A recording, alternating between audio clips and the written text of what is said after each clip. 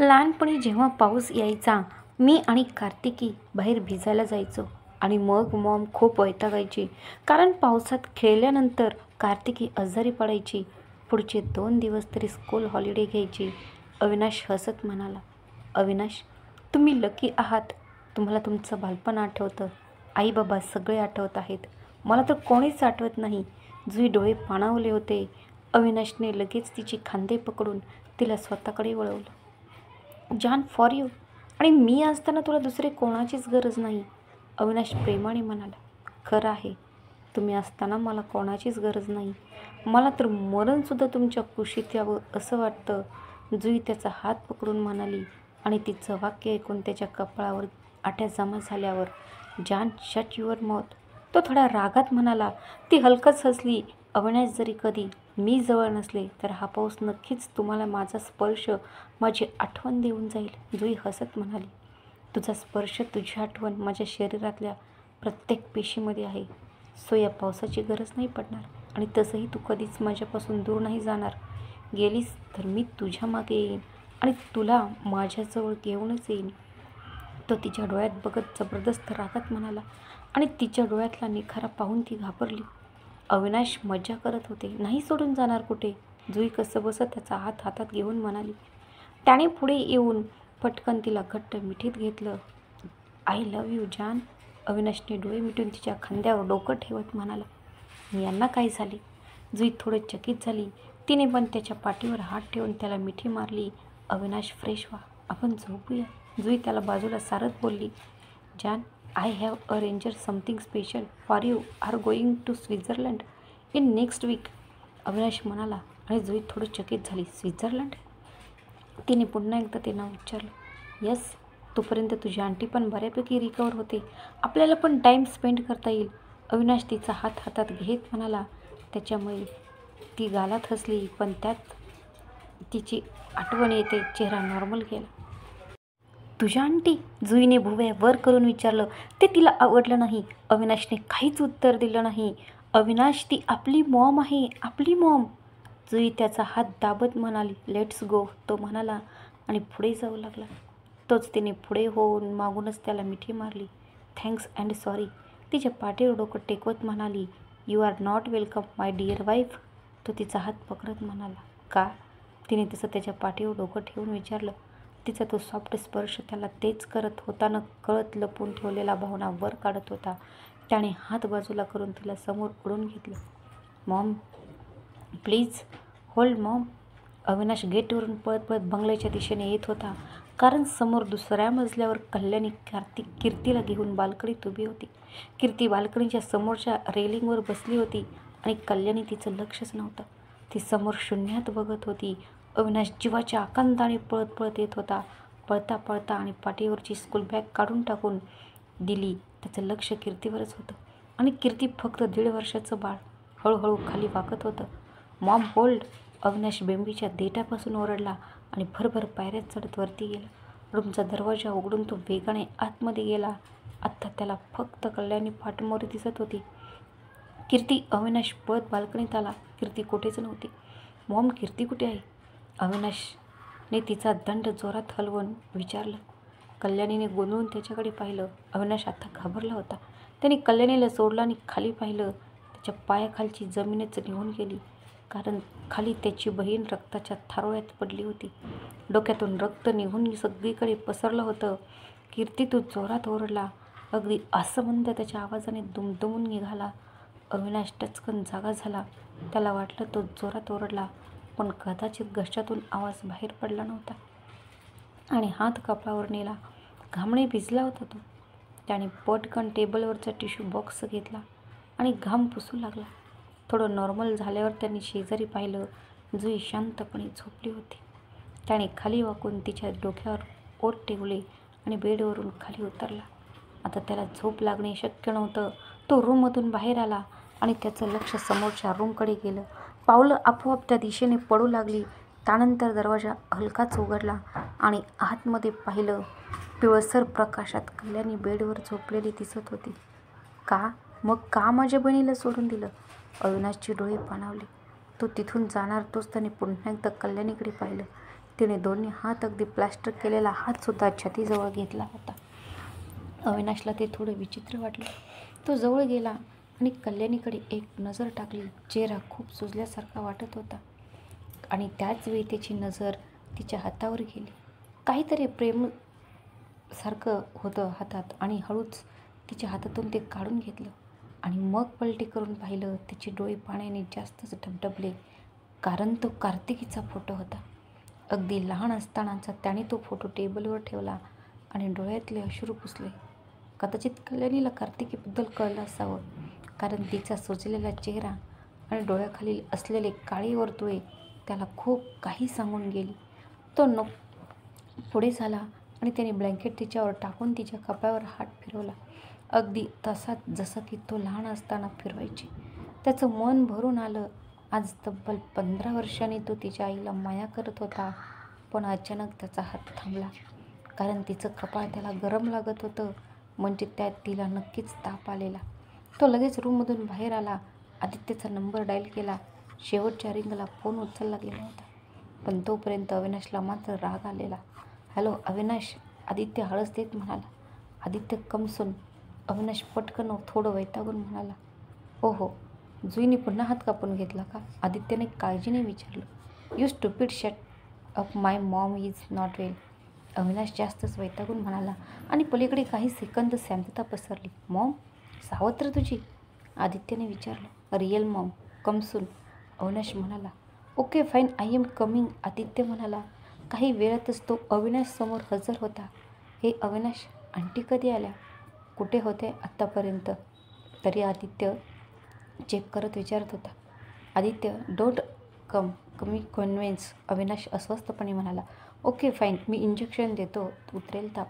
आदित्य फेन, अविनाश आता हवर तरी लागेलच ना? Aditya, okay to do it fast, Avinash, तुला पाण्याच्या पट्ट्या यांच्या कपाळावर ठेव, लवकर ताप उतरेल.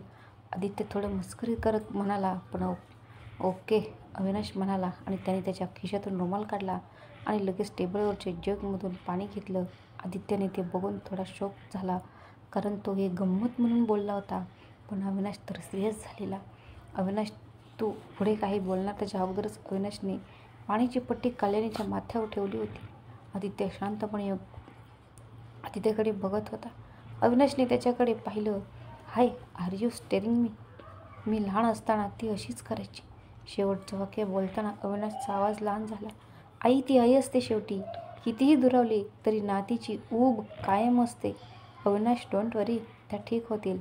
आदित्य अविनाशच्या खांद्यावर हात ठेवत म्हणाला. आपण इतकं बोलतोय तर तिला जाग का येत नाही? अविनाशने पट्टी बदलत विचारलं. गोळ्यांचा हाय डोस आहे, त्या डोक्याला मार लागला आहे, त्यामुळे. आदित्य बोलला. Fine, now go and sleep, Avinash म्हणाला. आदित्यने हसत एकदा अविनाशकडे पाहिलं आणि मग तो तिथून निघून गेला. काही वेळाने कल्याणीचा ताप पण उतरला. मग मात्र अविनाश पण तिथून उठला.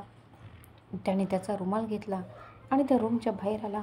पण बाहेर येताच त्याची पावलं थांबली, कारण त्याच्या रूमच्या गेटमध्ये हाताची घडी घालून जुई उभी होती. Why are you here? Avinash काही झालंच नाही अशा आविर्भावात तिला क्रॉस करून रूममध्ये गेला. तिने गालात हसत नकारार्थी मान हलवली आणि त्याच्या मागोमाग गेली. तो बेडवर झोपला की त्याच्या शेजारी जाऊन पडली आणि तिने तिच्या खिसातून हात फिरवला. तिच्या लांब सडक बोटांचा स्पर्श होताच त्याने समाधानाने डोळे मिटले. तिने मागूनच त्याला मिठीत घेतलं. त्याला आता मात्र झोप लागली. दुसऱ्या दिवशी अविनाश ऑफिसमध्ये गेला तेव्हा प्रकाश अगोदरच येऊन बसला होता. हे, how much you go? Avinash चेअरवर बसताच विचारलं. प्रकाशने हातातला इन्व्हॉल्व अविनाशसमोर ठेवलं. जास्त काही नाही. तुमच्या मॉमचं लग्नाच्या अगोदर एका माणसासोबत अफेअर होतं. त्याच माणसाने नंतर तुमच्याच मावशीशीसोबत लग्न केलं, पण नंतर त्या मुलगा छोटा असतानाच तुमच्या घरी आल्या आणि त्यानंतर तुमच्या मॉमचा संसार मोडला, प्रकाश म्हणाला. व्हॉट डू यू मीन? अविनाशने भुवया वर करून विचारलं. हेच की तुम्हाला आणि तुमच्या डॅडीला जाणवलं नसलं तरी तुमची मावशी घरात आल्यानंतर तुमची मॉम आणि डॅडीमध्ये भांडण सुरू झालं, प्रकाश शांतपणे म्हणाला. नो, जेव्हा मॉम डॅडमध्ये भांडण व्हायचं तेव्हा मावशी ते मिटवण्याचा खूप प्रयत्न करायची. मॉम चुकीमुळे माझी सिस्टर. अविनाश बोलता बोलता थांबला. मला तुम्ही जास्त वेळ दिला नाही, सो माझ्याकडे जेवढी इन्फॉर्मेशन आहे त्यावरून मी सांगतोय. हा, जुई जो तुमच्या मावशीचा नवरा होता तो आयुर्वेदिक काहीतरी प्रोजेक्ट करत होता. त्याला काहीतरी बनवायचं होतं. त्यासाठी त्यांनी त्याचं घरदारसुद्धा विकलं होतं आणि आय थिंक अजूनही तो ते प्रोजेक्ट करतोय. शिवाय आजकाल लाडी वाढवून राहतो. काही न करतासुद्धा त्याच्याकडे सध्या बोक्कळ पैसा आहे, प्रकाश म्हणाला. आणि आता मात्र अविनाशच्या कपाळावर आठ्या उमटल्या. काहीही न करता पैसे कसे? अविनाशने प्रश्नार्थक नजरेने विचारलं. ते अजून नाही कळलं मला, पण मी आता त्याच्यावर नजर ठेवतोय. हळूहळू. प्रकाश, तुम्हाला असं तर वाटत नाही की माझ्या मॉमला आणि डॅडीमध्ये भांडण माझ्या मावशीने लावलं? अविनाशने विचारलं. असं होऊ शकतं. तुमच्या मावशीला पैशांची फार हौस आहे, तुम्हाला माहीत नाही. कदाचित. प्रकाश हसत म्हणाला आणि अविनाश विचारात मग्न झाला. त्याला आत्तापर्यंत मिसेस देसाईसोबतचे क्षण आठवू लागले. मिसेस देसाई जास्त खर्च कधीच करत नव्हत्या. कायम अनाथाश्रमासाठी पैसे द्यायच्या. त्याला प्रकाशचं बोलणं पटत नव्हतं, पण त्याने कल्याणीला त्याच माणसाच्या मिठीत पाहिलं होतं जो सुनंदाचा नवरा होता. Prakash, I want full information about that man, Avinash म्हणाला. ओके. प्रकाश त्याच वेळी बंगल्यात. हम अनाथ आश्रम से आए है, डोनेशन के लिए अंदर जाना है. 2 तृतीयपंथी वाटणारे व्यक्ती सिक्युरिटीला आत जाण्यासाठी परमिशन मागत होते. अपॉइंटमेंट है क्या? सिक्युरिटीने विचारलं. सिक्युरिटीने लगेच आत बंगल्यात फोन केला. तसेही बऱ्याच वेळा आश्रमच्या डोनेशनसाठी अशा व्यक्ती पहिलं पण येत होत्या. त्यांना सही कायम आत घेऊन डोनेशन द्यायचे. हॅलो मॅडम, कोणतरी डोनेशनसाठी आलेले आहेत, आतमध्ये पाठवू का? सिक्युरिटीने विचारलं आणि ओके बोलून फोन कट केला. तुम्ही दोघे जाऊ शकता, सिक्युरिटी म्हणाला. तसं त्या दोघेही त्यांच्याकडे पाहून एकदम मादक हास्य केलं आणि आतमध्ये जायला निघाले. दूरवर उभ्या बॉडीगार्डने एक नजर त्यांच्याकडे टाकली आणि पुन्हा ते लोक आपल्या गप्पा मारण्यात गुंतले. इकडे बंगल्यात जुई ज्यूस घेऊन वरती चालली होती. तिने 2 पायऱ्या चढल्या. तेवढ्यात, जुई, माझं काम करशील का? खालून मिसेस देसाईंनी विचारलं. जुई पुन्हा खाली उतरली. हां जुई, हा चेक आहे. डोनेशनसाठी 2 लेडीज येत आहेत. त्या कोणत्या आश्रममधून येत आहेत, फेक आहेत की रिअल आहेत ते सगळं बघून त्यांना चेक दे. खरं तर हे सगळं मीच केलं असतं, पण मला सध्या घाई आहे, मिसेस देसाई चेक पुढे करत म्हणाली. ओके, मी देते त्यांना. जुईने हातातून चेक घेतला. ज्यूस देऊन लगेच येते, त्या इथे येऊन बसतील मिसेस देसाई. जुई पुन्हा वरती गेली. तिने कल्याणीला ज्यूस दिला आणि पुन्हा बाहेर आली. सध्या आजोबा झोपलेले होते, त्यामुळे आता त्यांना काहीच द्यायचं नव्हतं, म्हणून ती खाली यायला निघाली. शिवाय मिसेस देसाई मी सांगितलेल्या त्या 2 लेडीज आल्या असतील असं पण तिला वाटलं, म्हणून ती खाली पायऱ्या उतरू लागली. पण यावेळी तिला काहीतरी वेगळं फील होत होतं. हॉलमध्ये एक बाई पाठमोरी बसलेली दिसत होती. कोणीच नोकर आसपास नव्हता. तिला थोडं आश्चर्य वाटलं. ती खाली आली आणि त्या बाईच्या समोर बसली. हॅलो मॅडम, समोरच्या व्यक्तीने ग्रीट केलं. हॅलो, तुम्हाला चहा कॉफी चालेल का? जुईने विचारलं आणि समोरच्या व्यक्तीने काही बोलायच्या अगोदरच एका नोकराला हाक मारली. पण उत्तर दाखल कोणाचाच आवाज झाला नाही. आता जास्तच वेगळं वाटू लागलं, कारण दरवाजा आतून लॉक केलेला दिसत होता. 1 मिनिट. जुई उठली आणि किचनच्या दिशेने गेली. आता तिला जाम टेन्शन यायला लागलं, कारण जाताना एकही शेफ दिसत नव्हता. तिने किचनमध्ये जाऊन पाहिलं तर तिथे एक तृतीयपंथी बाई उभी होती आणि तिच्या हातात चाकू होता. हे बघून जुई प्रचंड घाबरली. तुम्ही कोण आहात? शेफ कुठे गेले? जुई मागे मागे सरकत ओरडत होती. मधूनच इकडे तिकडे पण पाहिलं, कोणीच दिसत नव्हतं. ती तशीच मागे येऊन पडणार तेवढ्यात कोणाला तरी थटली. तिने मान वर करून पाहिलं. मगाशी हॉलमध्ये बसलेली तृतीयपंथी व्यक्ती समोर उभी होती. जुई घाबरून इथून किचनकडे गेली तर त्या व्यक्तीकडे पाहिलं. आता तिचं हृदय जोरजोरात उड्या मारत होतं. भीतीने पूर्ण शरीर थरथर कापत होतं. अजूनही ती नोकरांना हाका मारत होती, पण कोणीच तिला उत्तर देत नव्हतं. मॅडम, आप हमें ऑर्डर दे सकती है, बोलो क्या चाहिए? किचनमधल्या व्यक्तीने हसत विचारलं. कोण आहात तुम्ही? इथं काय करत आहात? बघा, इथून जा, नाहीतर मी पोलिसांना बोलवीन, जुई घाबरून म्हणाली. ती फोन तर रूममध्येच विसरून आली. अरे आप क्यों तकलीफ लेती हो? आपको हम सही जगह पहुंचा देंगे. त्यातला चाकू घेतलेला व्यक्ती हसत म्हणाला आणि पुढे सरकू लागला. आता मात्र जुईने हिंमत केली आणि दुसऱ्या बाजूच्या व्यक्तीला जोरात धक्का देऊन पळायला सुरुवात केली. बस वरती जाऊन रूम लॉक तर कोणीच आतमध्ये येणार नव्हतं. तसं एक कल्याणी आणि आजोबांची रूम तर लॉक होतीच. तिला फक्त स्वतःला वाचवायचं होतं म्हणून ती पायऱ्यांच्या दिशेने धावत होती. धावताना ती जोरात जोरात हेल्प म्हणून ओरडत होती. तिने पहिली वेळ पायरी चढली आणि त्याच वेळी तिला कोणीतरी मागून धक्का दिला. तशी ती पायरीवरून सटकून डायरेक्ट खाली पडली. तिने पटकन मान वर करून पाहिलं तर त्या 2 व्यक्ती पळतीच्या मागे आलेल्या. त्यातली एक व्यक्ती पदर खोचून आणि दम टाकत तिच्याकडे रागात बघत होता. प्लीज मला सोडा, तुम्हाला काय हवं आहे? पैसे देते मी, पण मला सोडा. तशीच बसल्या बसल्या मागे सरकत होती. तिचे डोळे आता काठोकाठ भरले होते.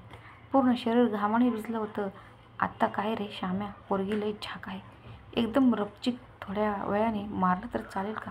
चाकू घेतलेल्या व्यक्तीची नजर आता जुईच्या सर्वांगावर फिरत होती आणि इकडे तिला त्याची आणि त्याच्या नजरेची किळस वाटत होती. ती तशी सुटली आणि पुन्हा तिने दुसऱ्या बाजूला धावायला सुरुवात केली. पण यावेळी पहिला चाकला होता. जास्त दूर जाऊ शकली नाही.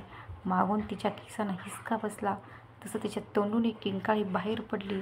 बहुत भागती है. तो व्यक्ती श्वास जोरात घेत म्हणाला आणि त्याने तिला तसंच जोरात खाली जमिनीवर आपटलं. अबे रुक मुझे थोडी देर के लिए इसको दे दो. दुसरी व्यक्ती तिथे येत म्हणाली. चुप कर बे, टाइम कम है. इसको मार के जल्दी से निकल जाना है. पहिला व्यक्ती आवाजात जरब ठेवत म्हणाला. इकडे जुईच्या कपाळावर रक्ताच्या धारा निघत होत्या. ती तरीही तशीच उठली.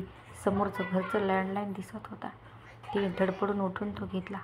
अबे फोन करेगी क्या? त्या दोन्ही व्यक्ती हसू लागल्या. पण जुईने त्यांना दुर्लक्ष करून अविनाशचा नंबर डायल केला होता. समोर रिंग होत होती आणि ती घाबरून त्या लोकांकडे बघत होती. मधूनच खाली पडत होती तरीही सावरत होती. त्या 2 व्यक्ती पण तिच्या घाबरलेल्या चेहऱ्याकडे बघून हसत होत्या. अविनाश फोन उचला प्लीज. जुईने मनापासून त्याला हाक मारली आणि त्याच वेळी समोर फोन उचलला गेला. हॅलो, अविनाशचा आवाज आला आणि जुई काही बोलणार तोच तिच्या तोंडून किंकाळी बाहेर पडली आणि ती पण जोरात खाली पडली.